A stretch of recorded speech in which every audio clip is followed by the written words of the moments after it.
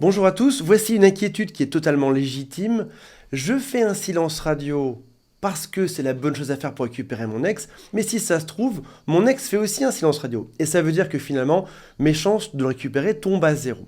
On va voir aujourd'hui que c'est probablement la pire des peurs qu'on a, que l'autre fasse comme nous, que nos deux égos se confrontent et finalement, on reste chacun dans son coin. On va voir comment faire pour s'en sortir et surtout comment déterminer si votre ex est en train de vous faire également un silence radio ou pas. On voit tout ceci juste après le jingle. Le grand amour ne devrait jamais s'arrêter. Je récupère mon ex.com. Avant de démarrer, si vous le souhaitez, abonnez-vous à la chaîne. Il y a aussi un quiz qui s'appelle Quelles sont mes chances de récupérer mon ex? Et si votre situation est spécifique, si vous voulez avoir un avis externe, contactez mon équipe et moi-même en cliquant sur un lien qui se trouve également ci-dessus et juste sous cette vidéo. Première chose à savoir, le cerveau humain réagit en miroir, ou en tout cas se comporte en miroir par rapport aux autres.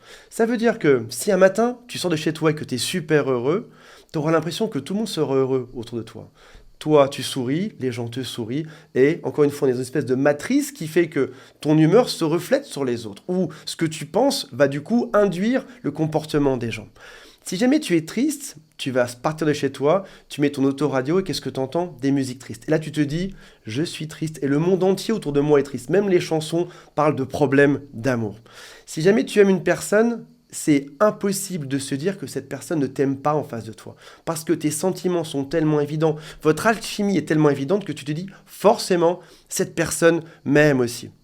Donc, il faut savoir pour démarrer qu'il est difficile de concevoir que le cerveau des autres soit différent de notre propre cerveau, que leurs pensées soient différentes de nos propres pensées. Ensuite, voyons un second point. Pourquoi est-ce que ton ex ferait un silence radio? A priori, c'est lui ou c'est elle qui est parti. Est-ce que c'était pour te punir de quelque chose que tu as fait mal et il veut te donner une bonne leçon aujourd'hui? Est-ce que c'est pour te faire comprendre quelque chose? Ça ne va pas et tu n'as pas réussi à entendre ce qui n'allait pas pendant tout ce temps-là. Du coup, sa seule solution, c'était de partir. Est-ce que c'est pour son ego? Il s'est dit, je suis supérieur à cette personne. Je vais partir et trouver quelqu'un de mieux par la suite. Est-ce que c'est pour créer un drame parce que ton ex adore les drames? Est-ce que c'est pour créer une fausse rupture parce que finalement, pourquoi pas pimenter un peu votre relation en créant des situations qui sont compliquées, qui font qu'on pleure et on se retrouve par la suite? Si jamais c'est le cas, ne cours jamais après une personne qui t'ignore et qui te rejette pour en faire une espèce de jeu. On ne court pas après des gens qui veulent nous punir ou nous mettre au coin, d'une part. Sinon, ça voudrait dire quelque chose d'autre. Ça voudrait dire que tu es prêt à accepter qu'on te punisse. Donc, inconsciemment, tu te mets dans le rôle de l'esclave et l'autre, tu le places en maître. J'accepte ce que tu me fais, tu me punis, tu me dégages, mais moi je reviens à quatre pattes en te suppliant de revenir près de moi. Parce que quoi que tu me fasses, je serai toujours là. Est-ce que ce message est bon? A priori non, bien sûr. Ce qu'on veut renvoyer aujourd'hui, c'est l'image d'une personne comme vous, qui est forte, qui sait où elle va, qui a conscience de plein de choses, qui n'a pas besoin des autres pour vivre, qui est indépendant. Si jamais tu acceptes que l'autre te repousse et que tu reviennes quand même, ça veut dire que tu es prêt à tout accepter, tu es prêt à te laisser manipuler. Et aussi, ça veut dire que par la suite, il pourra faire n'importe quoi, tu accepteras toujours tout ce qui se passe.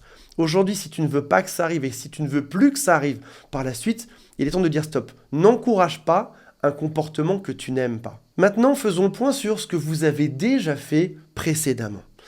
Est-ce que tu es peut-être passé trop vite en silence radio? Des gens m'appellent parfois et me disent « Antoine, on s'est disputé dimanche soir, dès le lundi, j'ai fait un silence radio de 3 mois. Est-ce que c'est pas excessif? Est-ce qu'il n'aurait pas fallu discuter un petit peu, tenter de se réconcilier, plutôt que, dès qu'il y a une dispute, on passe en silence radio ?» A priori, si tu regardes ces vidéos, c'est que c'est probablement pas ton cas. Il y a eu une dispute, il y en a eu plusieurs, l'autre est parti et tu as tenté de négocier par la suite. Tu as fait tout ce que tu pouvais pour que cette personne revienne. Est-ce que tu as tenté de t'expliquer avec cette personne au sujet des choses qui vous séparent, au sujet de vos différends aujourd'hui? Est-ce que tu as tenté de t'excuser? A priori, oui, je le pense. Est-ce que tu as tenté de rappeler plusieurs fois ton ex, même voir plusieurs SMS pour lui donner une seconde chance, une troisième chance, une cinquième chance, une 20e chance? Est-ce que tu as tenté de lui proposer un rendez-vous? Je pense que oui. Est-ce que tu as tenté de démarrer une discussion avec cette personne? L'autre te répondait que par des oui ou par des non, et toi, tu as essayé. Tu as envoyé des SMS en lui posant plein de questions sur sa vie en te disant « ça va finir par l'intéresser ». Si jamais tu as fait toutes ces actions, donc on ne parle pas du cas où le dimanche soir tu es fâché et le lundi tu pars sur 3 semaines de silence radio. Je parle bien d'un cas où tu as fait tout ce qu'il fallait, tu as donné plusieurs chances à ton ex de revenir, c'est cette personne qui est partie et pourtant gentiment tu as donné plusieurs chances de se racheter. Si jamais c'est fait, dans ce cas considère que c'est lui ou c'est elle qui est parti. Tu as tenté d'arranger les choses plusieurs fois. L'autre a comme décidé de s'éloigner. Donc maintenant, c'est sa responsabilité. Et tu vas lui faire vivre une expérience aujourd'hui. Tu vas lui montrer ce que ça fait que de ne plus t'avoir à côté de toi. Tu vas lui faire découvrir le manque. Il pensait que tu étais une personne qui était acquise, que tu étais tout le temps là, que tu étais prête à tout accepter, que tu envoyais des SMS, et tout d'un coup, c'est le grand silence. Tu vas briller par ton absence. Tes qualités, il ne les verra plus. Ton charme, il ne le verra plus. Ton pouvoir, ton charisme, ta prestance, tout ça, il ne le verra plus. Et généralement, ça fonctionne. C'est la stratégie qui donne le plus de résultats. Le silence radio, c'est ce qui marche le mieux, et ça dure généralement entre 3 semaines et 3 mois. Alors, oui, ce qu'il fait aujourd'hui, c'est vrai que ça ressemble à un silence radio. Parce qu'en effet, tu ne lui parles pas et il ne te parle pas. Mais l'intention est différente. Toi, tu ne lui parles plus pour te reconstruire, pour prendre du recul par rapport à ce qui t'est arrivé, pour essayer de comprendre et aussi pour créer du manque.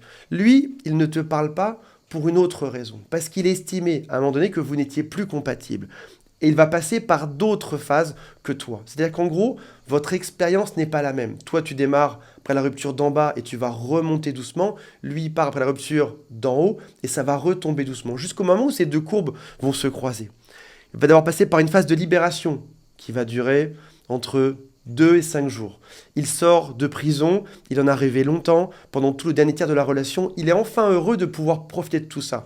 Il peut appeler ses copains, elle peut faire la fête, il peut dragouiller, il peut faire enfin tout ce qu'il veut. Cette phase de libération, de soulagement dure entre 2 et 10 jours. Après ça, il va explorer des nouvelles pistes.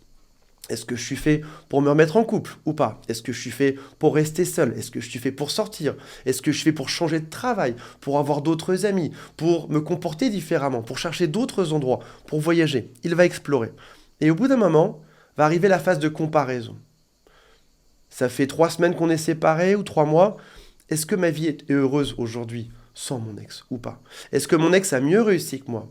Finalement, il est parti en se disant que ce serait très simple, mais ça n'a pas été si simple à l'extérieur pour lui. Il pensait que tes qualités, c'était quelque chose d'acquis, que tout le monde avait la même gentillesse que toi, que tout le monde était aussi prévenant que toi.